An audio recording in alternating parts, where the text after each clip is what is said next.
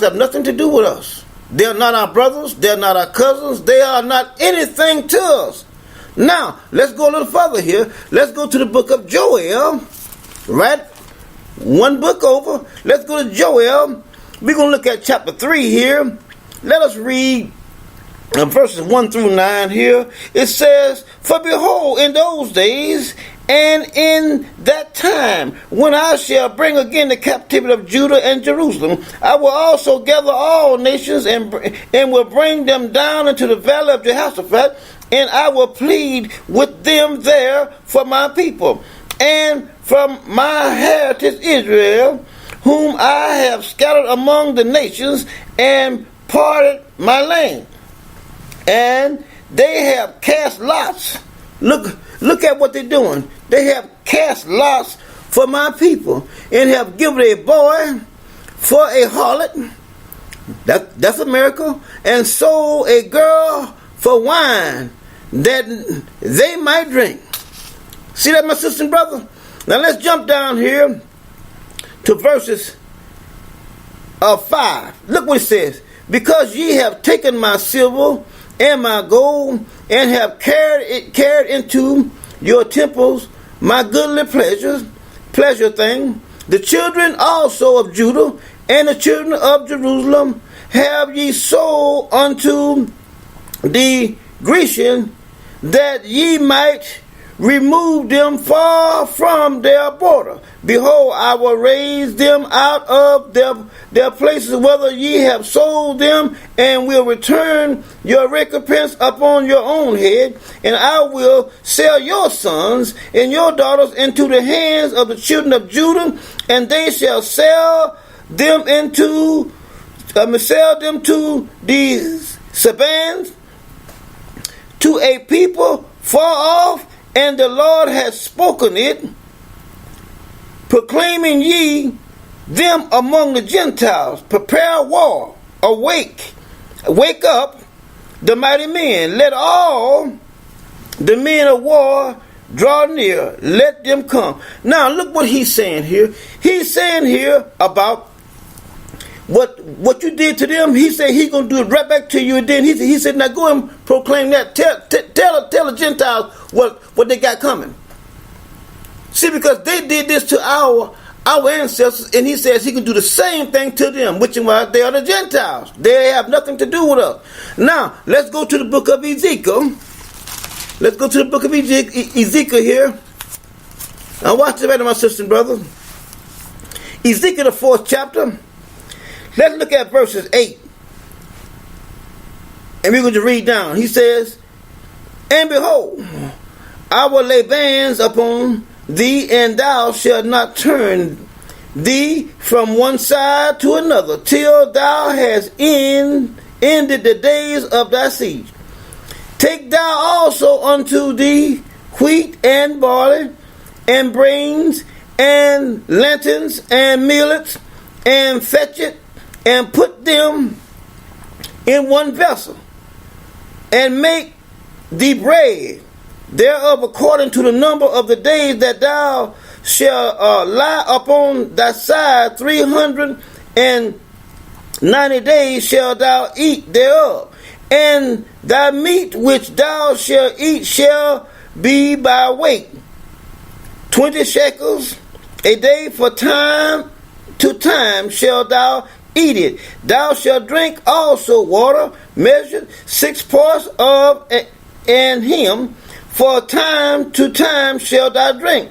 And thou shalt eat it as barley cakes, and thou shalt bake it with dung that cometh out of man in their siege. And the Lord said, even thus shall the children of Israel eat their defiled bread among the Gentiles, whether I will drive them." Now my question is this: how can the Gentiles have anything to do with Israel? Israel is being punished because of their disobedience. I mean, that is why we are where we are today, is because of our ancestors' disobedience. But anyway, let's go a little further here. Let's go to the book of Zechariah. Zechariah, the 1st chapter. let us look at verses. Let's start with 13. Zechariah chapter 1 verse 13. Look what it says. And the Lord answered the angel that talked with me with good words and comfortable words. So the angel that communed with me said unto me, Cry, thou sayest, thus shall the Lord of hosts, I am jealous for Jerusalem and for Zion with great jealousy. And I am very sore displeased with the heathens that are at ease. For I was but a little displeased, and they are helped toward the affliction. See that? And therefore, thus saith the Lord, I am returning to Jerusalem with mercy. My house shall be built in it, saith the Lord of hosts, and a line shall be stretched forth unto Jerusalem. Cry yet saying, Thus saith the Lord of hosts, my city, though prosperly, shall yet be spared abroad. And the Lord shall yet comfort Zion, and shall yet choose Jerusalem. Then lifted up mine eyes, and saw, and behold, 4 horns. And I said unto the angel that talked with me, What be these? And he answered me, These are the horns which have scattered Judah, Israel, and Jerusalem. And the Lord showed me 4 carpenters. Then said I, What came these to do? And he spake, saying, These are the horns which had scattered Judah, so that no man did lift up his head. But these are come to fray them, to cast out the horn of the Gentiles, which lifted up their horns over the land of Judah, to scatter it. Right there, my sisters and brothers, it shows you that Gentiles don't have nothing to do with us at all. Nothing. And now, let's go a little further here. Let's go to the book of Malachi. And what's right in Malachi? We're going to read Malachi chapter 1, verses 7 through 11. Let's read that. It says, Malachi chapter 1, verse 7, it says, Yea, offer polluted bread upon my altar. Ye offer polluted bread upon my altar. And ye say, Wherein have we polluted thee? In that ye say, that the table of the Lord is contemptible. And if ye offer the blind for sacrifice, is it not evil? And if ye offer the lame and sick, is it not evil? Offer it now unto thy governor. Will he be pleased with thee, or accept thy person, said the Lord of hosts? Now I pray, ye beseech God that he will be gracious unto us. This hath been by your meaning. Will he regard your person, said the Lord of hosts? Who is there even among you that would shut the door for naught? Neither do ye kindle fire on my altar for naught. I have no pleasure in you, said the Lord of hosts. Neither will I accept an offering at your hand. It says, Far from the rising of the sun, even unto the going down of the same, my name shall be great among the Gentiles. See that? And in every place increase shall be offered unto my name, and the pure offering, and for my name shall be great among the heathen, said the Lord of hosts. But ye have profaned it, in that ye say, the table of the Lord is polluted, and the fruit thereof, even his meat, is contemptible. Now here we see here, he said that his name is going to be great among the Gentiles. Now how can the Gentiles be a part of Israel? I mean, we keep going back and forth with the same thing. They have nothing to do with the children of Israel. Now let's look at another scripture. Let's look at the book of Micah.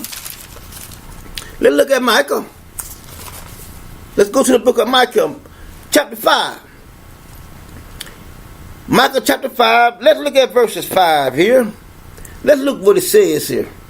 It says, and this man shall be the peace, when the Syrians shall come into our land, and when he shall trade in our places, then shall we rise against him 7 shepherds and 8 principal men, and they shall waste the land of Assyria with the sword, and the land of Nimrod in the interest. Therefore, thus shall he deliver us from the Assyrians when he cometh into our land, and when he tradeth within our borders.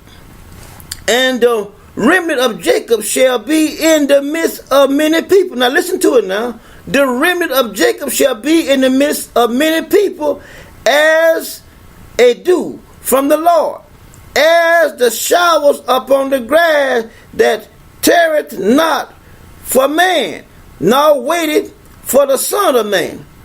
And the remnant of Jacob shall be among the Gentiles, in the midst of many people. See that? The Gentiles have nothing to do with us. And Jacob is going to be in the midst of them. Not that they are part of us, in the midst of many people.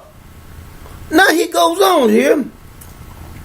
He says, in verse 9, he says, thine hand shall be lifted up upon thine adversary, and all thy enemies shall be cut off. All right? He says, and it shall come to pass in that day, saith the Lord, that I will cut off thy horses out of the midst of thee, and I will destroy the chariots, and I will cut off the cities of the land, and throw down all the strongholds, and I will cut off witchcraft, out of thine hand, and thou shalt have no more smooth sails. Thy graven images also will I cut off, and thy standing images out of the midst of thee, and thou shalt no more worship the work of thine hands. See that?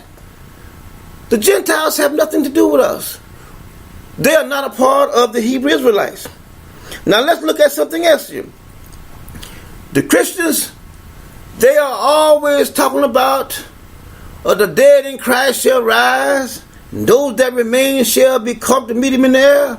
I tell you, you guys, you're wasting your time hoping for Jesus, waiting for Jesus, trusting in Jesus, trusting in the New Testament. Let me tell you something.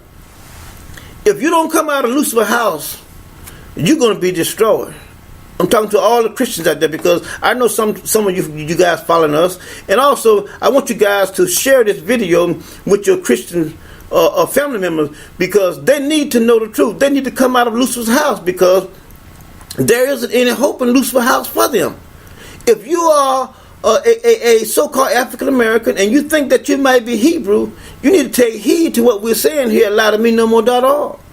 Now I'm going to show you something here. I know that Paul said that to be absent from the body, to be present with the Lord. But let's see what Job says about that, okay? Let's go to the book of Job, because I like to show, my listeners what I have seen and what the Most High have shown me in His Word, okay? Let's look at this here for a moment now. We're going to look at Job for a moment. Job chapter 14. All right? Now watch it right, my sisters and brothers. Job chapter 14. Let us look at verses 10, 11, and 12. Look what it says. It says in 12, it says, so a man lieth down and riseth not, till the heavens be no more. They shall not awaken, nor be risen out of their sleep. And look what Job says. Oh, that thou wouldest hide me in the grave, But the Christians make it seem like it's going to be a happy and rejoicing time. No, it's not. It says the dreadful day of the Lord coming. It's going to be a terrible day. It's not going to be no little happy little skip along round and round the pole, holding hands. No.